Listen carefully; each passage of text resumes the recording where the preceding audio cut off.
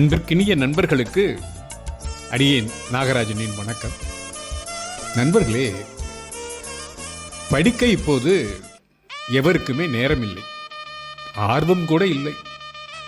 வாங்கியோ புத்தகங்களை வாங்குவதற்கோ, புத்தக சாலைக்கு செல்வதற்கோ, ஏன் புத்தக திருவிழாக்கள் சென்று வாங்குவதற்கோ, வலைத்தளங்களிலோ இலவசமாக கிடைத்தால் கூட படிக்க நேரமும் மனமும் உடலும் இடம் கொடுப்பதில்லை. அதனால் வார மாத இதழ்களில் வரும் வணிக எழுத்துக்களையே படிக்க வேண்டிய ஒரு கட்டாயம் இருக்கிறது.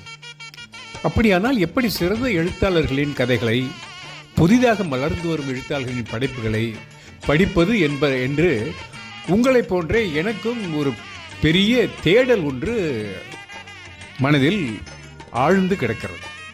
அப்படி முயற்சி செய்து வந்தேன். வலைத்தளங்களில் முன்னோடி எழுத்தாளர்களின் நல்ல தரமான சிறுகதைகளை படித்து அதை என்னுடைய நடையில் பதிவு செய்யலாமா என்று கருதினேன்.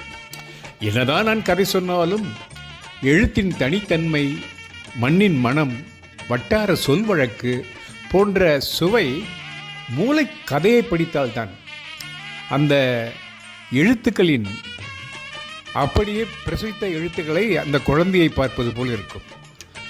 அந்த மாதிரியாக படித்தால்தான் கிடைக்கும். இன்று நாம் கேட்கவிருப்பது திரு செந்தில் ஜெகநாதன் என்பவர்கள் எழுதிய அநாகத நாதம் என்ற சிறுகதை.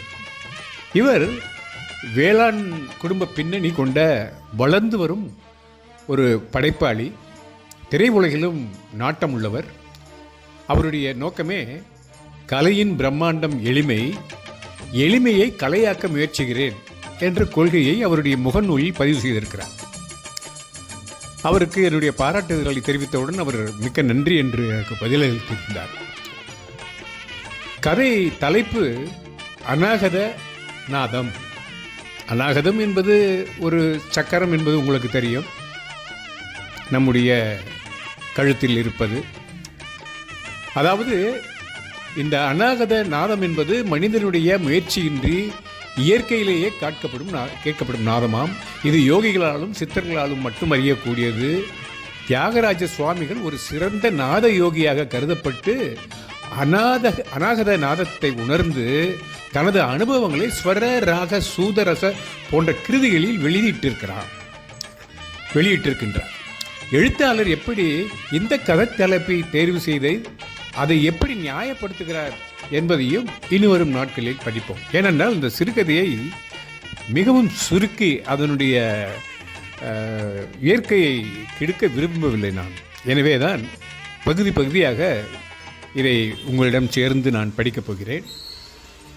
இப்போது இந்த கதை எங்கு இருந்து ஆரம்பிக்கிறது என்றால், சீர்காழி புதிய பேருந்து நிலையத்தில் ஒரு முகூர்த்த நாளில் ஆரம்பிக்கிறது. பேருந்துகள் பயணிகளால் தழும்பிக் கொண்டிருக்கின்றன. வேடிக்கை பார்த்து கொண்டிருந்த நம் கதாநாயகன் யாரவன், சாமிநாதன், கவனத்தை கலைத்தது மிகுந்த வேகத்துடன் நிலையத்திற்குள் நுழைந்த சிதம்பரத்திலிருந்து கும்பகோணம் செல்லும் பேருந்து. கூட்டம் அதிகமாக இருந்ததால் சில நொடிகள் கூட நிலையத்தில் நிற்காது என்பதை புரிந்து கொண்டு பேருந்தை நோக்கி விரைந்தான் சாமிநாதன். புலிப்பாய்ச்சலாக ஓடி வந்து தொற்றியதை பக்கவாட்டு கண்ணாடி வழியே பார்த்த ஓட்டுநர்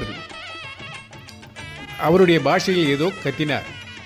சாமிநாதனுக்கு அதெல்லாம் காதில் விழவில்லை.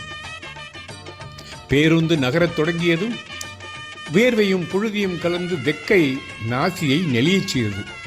அந்த நெரிசலில் நாதஸ்வரம் தாங்கிய பையோடு நிற்க முடியாமல் தடுமாறிக்கொண்டிருந்த நம் சாமிநாதன் மேலே இருந்த கம்பியை இறுக்கமாக பிடித்து கொண்டான்.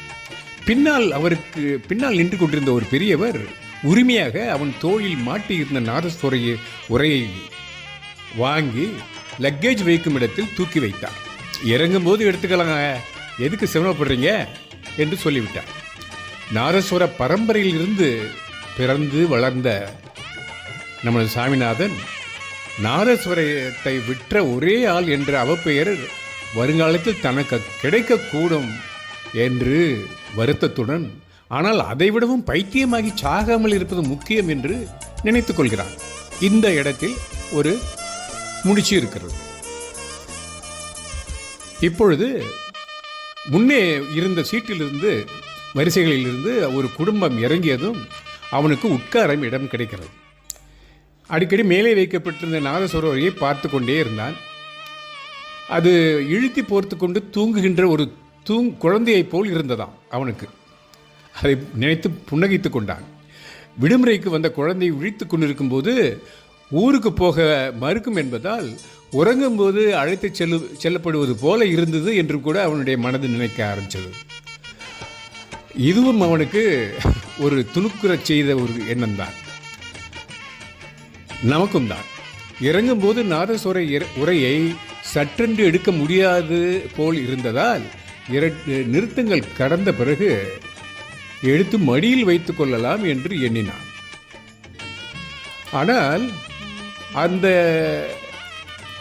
நினைப்பு வரும்போதே என்னவோ தெரியவில்லை, பக்கத்தில் இருந்த இருக்கையில் இருந்தவர் முக்கால்வாசி சீட்டில் அவருடைய இருக்கையில் நிரம்பி இருந்ததால் அவரை தாண்டி போக முடியாமல் ஜன்னலை உடைத்துக்கொண்டு வெளியே வரும் நிலைமையில் பிதுக்கமாக உட்கார்ந்து கொண்டிருந்த அவனால் வேறு ஒன்றும் செய்ய முடியாமல் அப்படியே உட்கார்ந்து கொண்டு சற்றென்று கொஞ்சம் தூங்க ஆரம்பித்து விட்டான். அதுவும் இல்லாமல் ஜன்னல் வழியே வெளியே பார்த்தான். குளிர்ந்த காற்று தலையை தடவி முடிகள் நிமிர்ந்து காற்றுக்கு சலாம் வைப்பது போல பறந்தது. களைப்பில் அப்படியே உறங்கி போய்விட்டான். இப்போது அவனை பற்றிய ஒரு ஃப்ளாஷ்பேக். சாமிநாதனுக்கு முன்பு அவனுடைய குடும்பத்திலே 6 குழந்தைகள் வெவ்வேறு காலகட்டத்தில் பிறந்து இறந்து போயினர். 7வதாகத்தான் சாமிநாதன் பிறந்து அவனது தந்தையாருக்கு ஒரு 55 வயது ஆகிவிட்டது. அப்போது கண்ணில் எழுத்து மறைவதற்குள் தான் கற்றறிந்த கலையை புதல்வனுக்கு கற்பிக்க அவனுக்கு முதலில் வாய்ப்பாட்டு சரளி வரிசையை கற்றுக் கொடுத்து கொண்டிருந்தார். அந்த நேரத்திலே ஒரு அதிகாலையிலே இடது மார்பை பிடித்து கொண்டு தரையில் சாய்ந்தவர் பின் எழவே இல்லை. தந்தையின் மரணத்திற்கு பிறகு சாமிநாதன் நாதஸ்வரம் பயில்வதற்காக தலைச்சங்காட்டில் இருந்த வித்வான் ஒருவிடம் அனுப்பி வைக்கப்பட்டார். அவர் ஒரு வகையில் சாமிநாதனின் அப்பா வழி சொந்தம் என்பதால் சாமிநாதனுக்கு தனி கவனம் எடுத்து கற்றுக் கொடுக்க நினைத்தார். ஆனால் சாமிநாதனுக்கோ கற்றுக்கொள்வது மொழி தெரியாத ஊரில் வழி தேடுவதைப் போல இருந்தது. தலைச்சங்காட்டார் அவர்தான் நாதஸ்வர ஆசிரியர். நாதஸ்வரம் பயிற்றுவிப்பதில் நிபுணராக இருந்தார். அவரது மாணவர்கள் உலகம் முழுவதிலும் விரவி இருந்தார்கள். அவரிடம் இருந்தாலே பிள்ளைகள் மேதைகளாகி விடுவர். அத்தனை கைராசிக்காரர் என்ற பெயரும் அவருக்கு சாமிநாதன் நாதஸ்வரம் கற்றுக்கொள்ள வேண்டும் என்ற ஒரு அக்கறையும் இருந்தது. ஆனால் சாமிநாதனுக்கு அந்த ஆர்வம் இருந்ததா? படித்தானா? என்ன ஆகினான் என்பதை பற்றியெல்லாம் அறிய அடுத்த பகுதியில் பார்ப்போம் என்று கூறி இந்த பகுதியை நிறைவு செய்து அடுத்த பகுதியில் மேலும் கதையின் இன்னொரு பக்கத்துடன் உங்களை சந்திக்கிறேன் என்று கூறி விடைபெறுகிறேன். வணக்கம்.